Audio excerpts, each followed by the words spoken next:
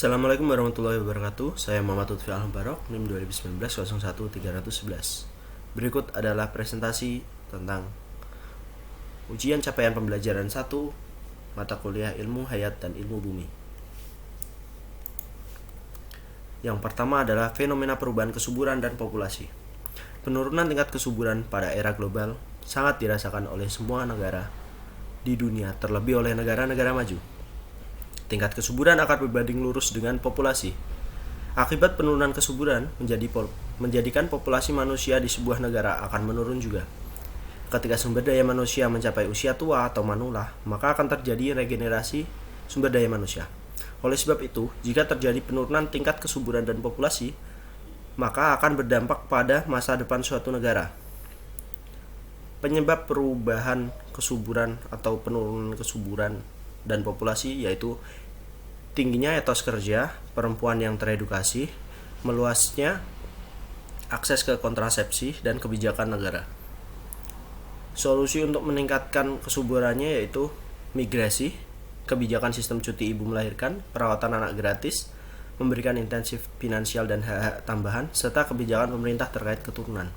Contohnya, kebijakan Tiongkok terhadap penurunan kesuburannya yaitu yang berawal dari kebijakan 1 anak menjadi 3 anak.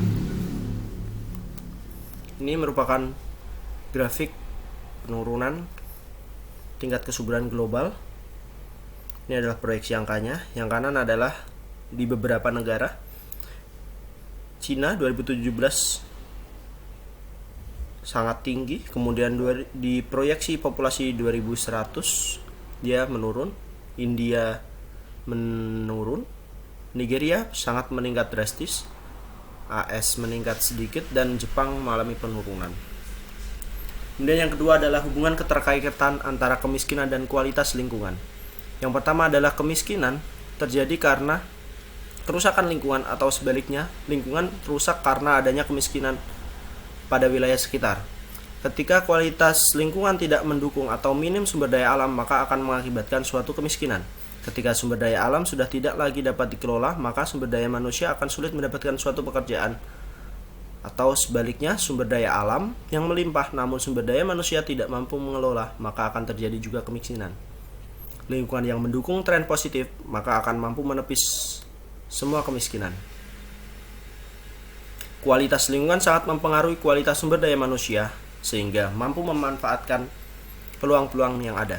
Ketika lingkungan memiliki kualitas yang buruk, maka akan mengakibatkan juga suatu bencana alam atau kerusakan lingkungan yang mana akan berdampak pada lapangan pekerjaan. Tidak adanya lapangan pekerjaan atau hilangnya suatu lapangan pekerjaan akan menjadikan kemiskinan di suatu daerah.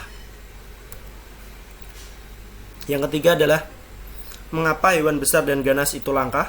Apa kaitannya dengan piramida makanan? Hewan besar dan ganas langka biasanya disebabkan oleh rusaknya habitat sehingga kesulitan mencari makan, berkembangan biak, dan tempat tinggal, serta akan sulit mempertahankan hidupnya.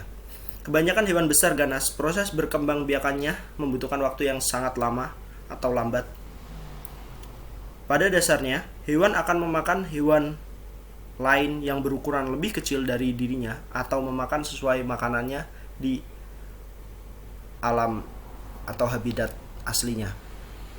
Ketika sumber makanannya tidak ada atau berkurang akibat dari perburuan liar dan kerusakan hutan, maka hewan tersebut sulit memenuhi kebutuhan pangannya. Hal itu menggambarkan ketika piramida makanan terganggu, maka akan terjadi suatu kelangkaan terhadap suatu hewan tertentu, yang mana kebutuhan pangan yang seharusnya didapatkan dari turunan pangan atau piramida tingkat di bawahnya tidak ada atau tidak tersedia, maka hewan tersebut tidak akan memenuhi kebutuhan pangannya sehingga terjadi kelangkaan. Sekian dari saya. Terima kasih. Assalamualaikum warahmatullahi wabarakatuh.